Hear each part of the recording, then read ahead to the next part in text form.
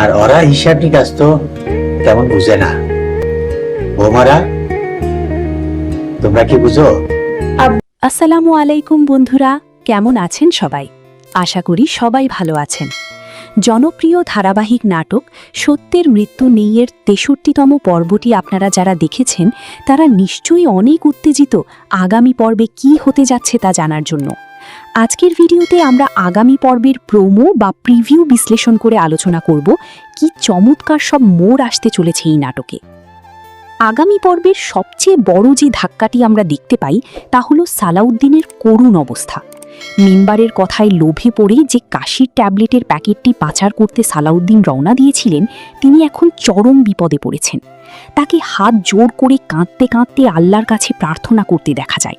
তিনি বলছেন, আল্লাহ তুমি আমারে উদ্ধার করো, আমি এই জীবনে আর কোনো দিন লোভ করব না আল্লাহ। সালাউদ্দিনের এই অনুশোচনা আর কান্না দেখে বোঝা যাচ্ছে তিনি পুলিশ বা কোনো বড় চক্রের ফাঁদে পড়েছেন।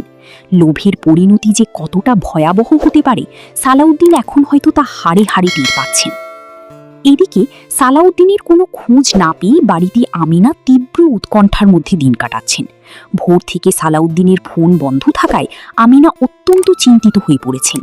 প্রমোদে আমিনাকে বলতে শোনা যায়, দুলাভাইরে তো ভোর থেকে ফোনে পাইতাছি না, আমার অনেক চিন্তা হইতাছি।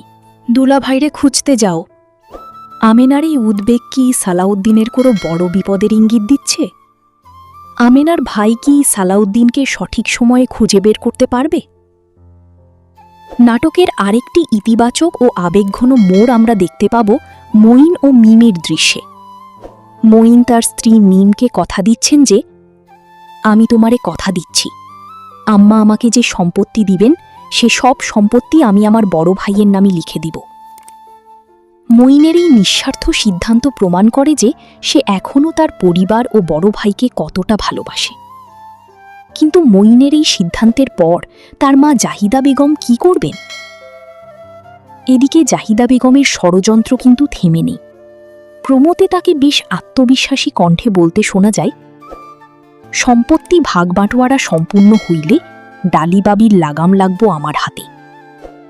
তারই চক্রান্তমূলক কথা থেকে স্পষ্ট যে সম্পত্তি হাতানোর পর তিনি পুরো পরিবারের ওপর নিজের আধিপত্য বিস্তার করতে চান।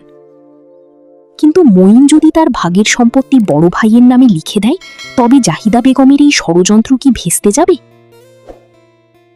বন্ধুরা, আগামী পর্বটি সত্যিই অনেক রোমাঞ্চকর এবং আবেগপূর্ণ হতে চলেছে। সালাউদ্দিন কি শেষ পর্যন্ত নিজের ভুল শুধরে নিরাপদে ফিরে আসতে পারবেন, নাকি লোভের ফাঁদে তার জীবন ধ্বংস হয়ে যাবে? আর জাহিদা বেগমের এই নতুন চালের ভবিষ্যৎ কি? আপনাদের কি মনে হয়?